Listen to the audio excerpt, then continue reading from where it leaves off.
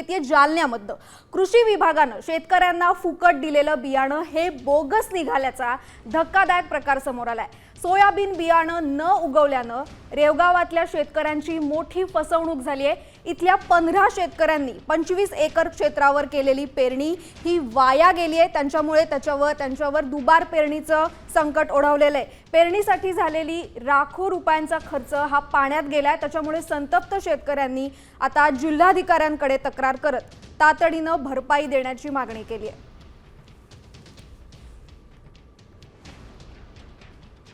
आताची मोठी बातमी आपण बघतोय ही जालन्यामधनं आहे। कृषी खात्यानं शेतकऱ्यांना जे बियाणं वाटलं ते बोगस निघालेलं आहे। त्याच्यामुळे शेतकऱ्यांना दुबार पेरणीचं संकट त्यांच्यावर ओढवलेलं आहे। इथल्या 15 शेतकऱ्यांनी जवळपास 25 एकर क्षेत्रावर जी पेरणी केली होती ती उगवलेलीच नाहीये, ती वाया गेली आहे। त्याच्यामुळे हा पेरणीचा सगळा खर्च हा आता शेतकऱ्यांना पुन्हा करावा लागणार आहे।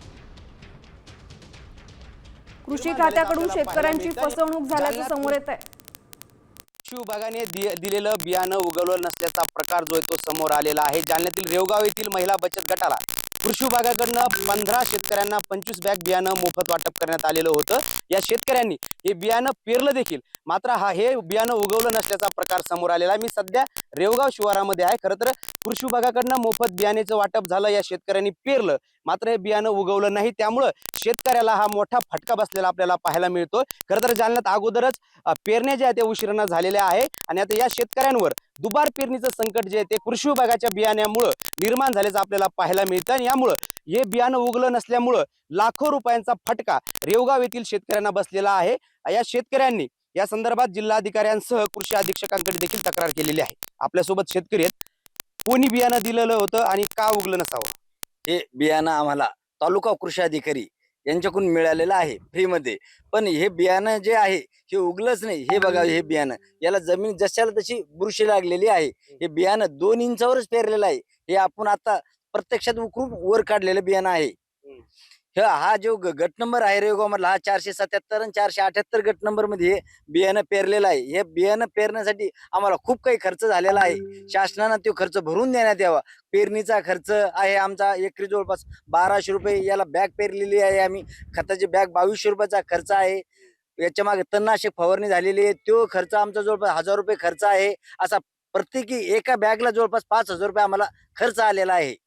पण आपण जर पाहिलं तर जिल्ह्यात पहिलेच उशिरा पेरणी झाल्यात, दादा जून अखेर पेरण्या झाल्यात, आता दुबार पेरणी तुम्हाला करायची, याचा फटका उत्पन्नाला कसा बसणार आहे? आता हेच प्रत्यक्षात हे 15 दिवस लेट होऊ राहिलं तर याचं उत्पन्न सुद्धा जवळपास 50% कमी होणार आहे। आणि त्यात पुन्हा शासनानं कल्पना दिली आहे आताच की जसा जसा कार्यकाळ निघून जाईल तसा तसा पाऊस कमी होईल।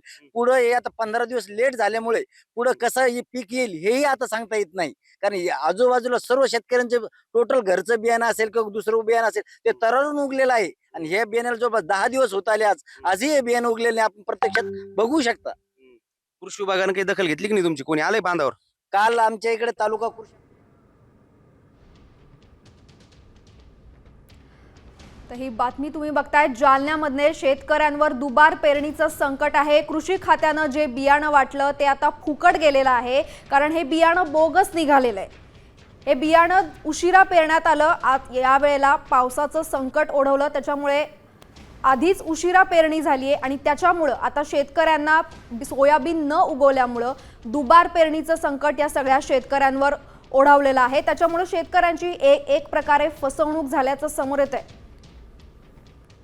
पेरणीसाठी झालेला लाखो रुपयांचा खर्च हा आता या शेतकऱ्यांचा पाण्यात गेलेला आहे। त्याच्यामुळे संतप्त शेतकऱ्यांनी जिल्हाधिकाऱ्यांकडे या संदर्भात तक्रार दाखल केली आहे आणि तातडीनं भरपाई देण्याची सुद्धा मागणी केली आहे।